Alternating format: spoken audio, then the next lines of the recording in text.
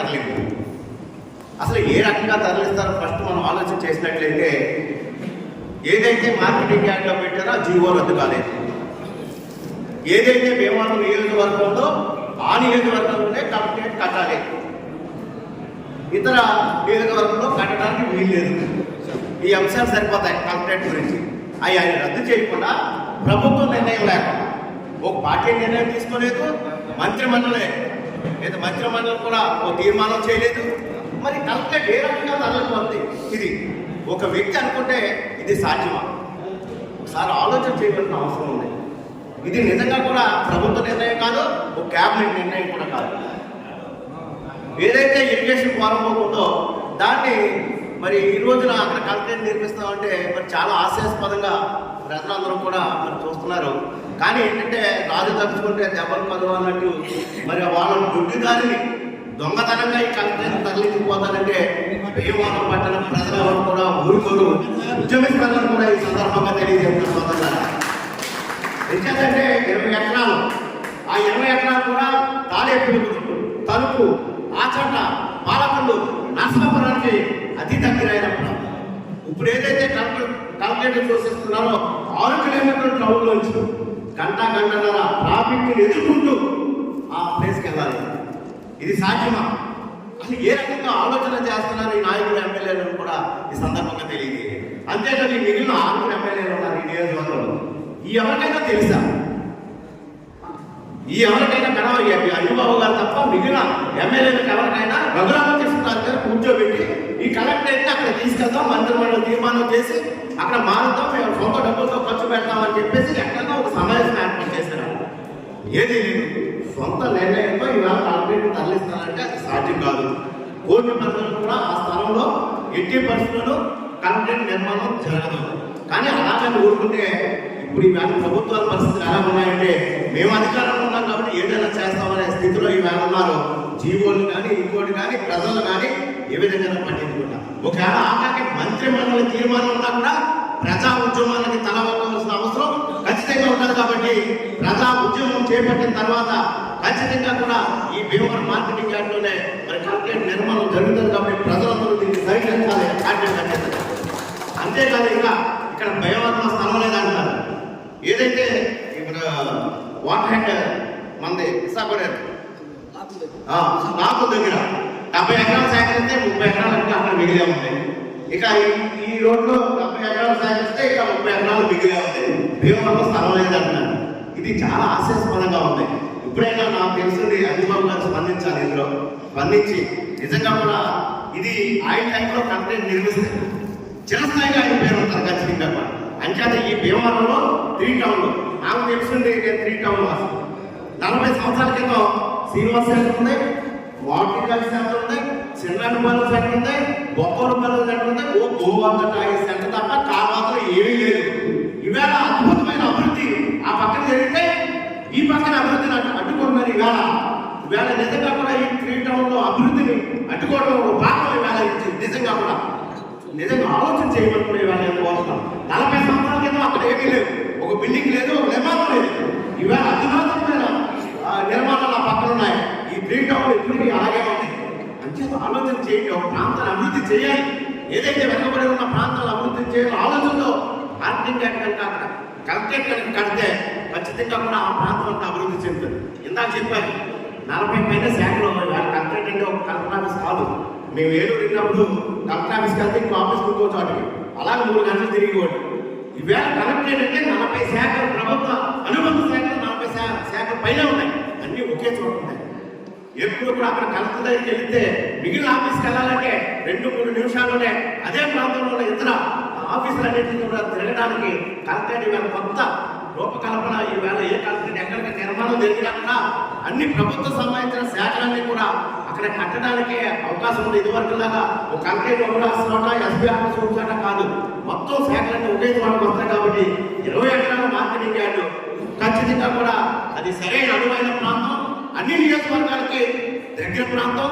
ఖచ్చితంగా కూడా దాన్ని మార్పు చేస్తే ఖచ్చితంగా కూడా ఉద్యమం తప్పదు. ఇది ప్రజా ఉద్యమంగా మారుతుంది. జేఏసీ కమిటీని ఏర్పాటు చేద్దాం. ఎవరైతే ఉత్సాహం ఉంటారో వాళ్ళు జేఏసీ చైర్మన్ గా ఏర్పాటు చేయండి. మిగిలిన మేమందరూ కూడా పార్టీలో ఉన్న అందరూ కూడా సభ్యులుగా ఉండి మీ అందరూ ఉంటాం కాబట్టి ఈ జిఎస్టీ ఒక తీర్మానం చేయండి. ఈ రోజున ఎవరికి తీర్మానం ఎవరికి ప్రభుత్వానికి ఇవ్వాలి. ఏదైతే కూటమి ప్రభుత్వంతో ముగ్గురికి కూడా ఈవేళ తీర్మానం చేసి పంపాలి. శాసనసభ్యుల వారికి ఇవ్వాలి. 2 ఎంపీలు ఉన్నారు కదా, ఎంపీలకు కూడా తీర్మానం అవసరమైతే మనం పర్సనల్గా పట్టుకెళ్ళి మన యొక్క సమస్యని వారి దృష్టిలో పెట్టి ఈ కలెక్టరేట్ ఎట్టి పరిస్థితుల్లో మాట్లాడడానికి వీల్లేదు. ఇది ప్రజల యొక్క అభిమతం, భీమవరం నియోజకవర్గ ప్రజల యొక్క ఒక దాన్ని వారి యొక్క గౌరవాన్ని ఈవేళ కొలగొట్టినట్లే, మోసం చేసినట్లే, దొంగిలించినట్లే కూడా ఈ సందర్భంగా ఆలోచన చేయమని ఈ ప్రజల యొక్క భీమవరం నియోజకవర్గ ప్రజల యొక్క మనోభావాలను గౌరవించమని వాళ్ళందరినీ కలిసి అడుగుదాం. వారి కనుక సరైన సమాధానం వాళ్ళ దగ్గరికి రాకపోతే ఉద్యమాన్ని ముందుకు తీసుకెళ్లాలని కూడా పేరు అందరికీ తెలియజేస్తూ మరి ఈ అవకాశాలు ఇచ్చిన ఎక్కడైనా కూడా కలెక్టర్ ఆఫీస్ అనేది ప్రతిష్టాత్మకంగా ప్రజల అందుబాటులో పరిపాలన సౌకర్యం కోసం ఏర్పాటు చేస్తాం. గతంలో జగన్మోహన్ రెడ్డి ముఖ్యమంత్రిగా ఉన్నప్పుడు జిల్లా పునర్విభజన జరిగినప్పుడు మనకి ముందు పశ్చిమ గోదావరి జిల్లా అంటే ఒక పేరు ఉంది. గోదావరి జిల్లా అంటే మరి మన దేశంలోనే కాదు విదేశాల్లో కూడా గోదావరి జిల్లాలో ఒక పేరు ఉంది. అలాంటి సమయంలో జిల్లా పునర్విభజనలో ఏలూరు జిల్లా అయిన తర్వాత మన జిల్లాకి పశ్చిమ గోదావరి జిల్లా అన్న పేరు ఉండడం కూడా మనం చాలా ఈ రోజున పశ్చిమ గోదావరి జిల్లా భీమవరం కూడా ఎంతో గొప్ప పేరు పెట్టేది ఉన్నాయి. ఒక ప్రత్యేక స్థానం ఉంది పశ్చిమ గోదావరి జిల్లాలో భీమవరం. అంటే మీరు భీమవరం వాళ్ళని విదేశాలకు వెళ్ళాలి అనే పరిస్థితి మన గుర్తింపు ఎందుకు వచ్చిందో తెలియదు. మన ప్రాంతం విపరీతంగా అభివృద్ధి చెందుకోలేదు. కానీ భీమవరం సెకండ్ గోదావరి అని ఆంధ్ర రాష్ట్ర రకరకాలుగా మన భీమవరం ఒక పేరు పెట్టేది ఉంది. ఈ రోజున పేరు పెట్టే విషయం పక్కన పెడితే నూతనంగా ఏర్పాటు కాకుండా పశ్చిమ గోదావరి జిల్లాలో హెడ్ క్వార్టర్ని ఎక్కడ ఏర్పాటు చేయాలన్నప్పుడు నరసాపురం వారు కూడా పెద్ద పోరాటం చేయడం జరిగింది.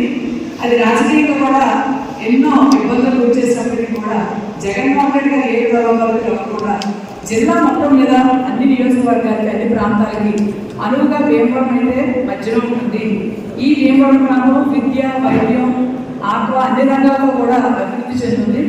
ఎప్పుడు కూడా హెడ్ క్వార్టర్ అనేది అభివృద్ధి చెందిన ప్రాంతం అయి ఉండాలి, ప్రజలకు అందుబాటులో అందరికీ అనుకూలమైన ప్రాంతం అయి ఉండాలని చెప్పి భౌగోళికంగా పరిశీలన చేసిన తర్వాత భీమవరం హెడ్ క్వార్టర్గా నిర్ణయించారు. ఆ రోజు నరసాపురం వారు పాల్గొన్నప్పటికీ మరి కొన్ని ప్రజా ప్రయోజనాల దృష్ట్యా ఈ నిర్ణయాన్ని తీసుకోవడం జరిగింది. ఆ తర్వాత భీమవరంలో కలెక్టర్ ఆఫీస్ కోసం పరిశీలన చేసినప్పుడు భీమవరంలోని మార్కెట్ స్థలం 20 ఎకరాలు పైబడి ఉంది. ఇంకా పెంచుకోవాలన్నా కూడా అక్కడ తర్వాత పెంచుకోవడానికి అవకాశం ఉంది. గతంలో పాత కలెక్టర్ మీటింగ్స్ ఎలా ఉన్నాయనేది మనం పరిశీలిస్తున్నాం. ఈ రోజు కొత్తగా ఏర్పాటు కాబట్టి జిల్లాల్లో కలెక్టర్ ఆఫీస్ని సుందరంగా చక్కగా పార్కింగ్ ఇబ్బంది లేకుండా అన్ని ప్రభుత్వ ఆఫీసులు ఒక చోటకి ప్రజలకు అనుకూలంగా ఉండే విధంగా నిర్మించడానికి ఏ స్థలం అనుకూలంగా ఉంటుంది. అలాగే స్థలం అనుకూలంగా ఉండటమే కాదు, జిల్లాలోని 7 నియోజకవర్గాల ప్రజలు కూడా అనేక పనులతో అక్కడికి వస్తారు. వారందరికీ కూడా అందుబాటులో 4 వైపుల నుంచి అన్ని నియోజకవర్గాలకు రావడానికి ఈ స్థానం ఈ ప్లేస్ అయితే మార్కెట్ ప్లేస్ బాగుందని నిర్ణయించి దానికి జీవో కూడా రిలీజ్ చేసి మనం అంగీకరించడం జరిగింది. తర్వాత ఒక సుమారు 100 కోట్లు నిధులు కూడా దానికి కేటాయించడం, నాయకులుగా చెప్పినట్టుగా విషయాలన్నీ తెలుసు.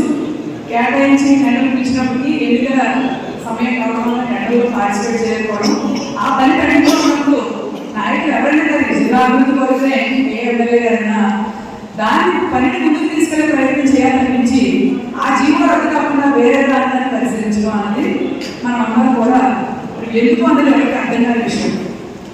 ఎప్పుడైనా మనం గతంలో సూచించిన ప్రాంతం అక్కడ కన్స్ట్రక్షన్ చేయడానికి ఇబ్బందికరంగా ఉందా అని ఏదైనా పరిస్థితులు ఉన్నాయా, లేకపోతే ఆ ప్రాంతం కన్నా ఇంకా అనుకూలంగా ఉన్న ప్రాంతం ఏ రకంగా అది మంచిదైంది ప్రజలకు కానీ పరిపాలన సౌకర్యాలు కానీ ఎందుకు ఉందని వివరించి చేస్తుంది ఇంకొక రకంగా ఉండేది.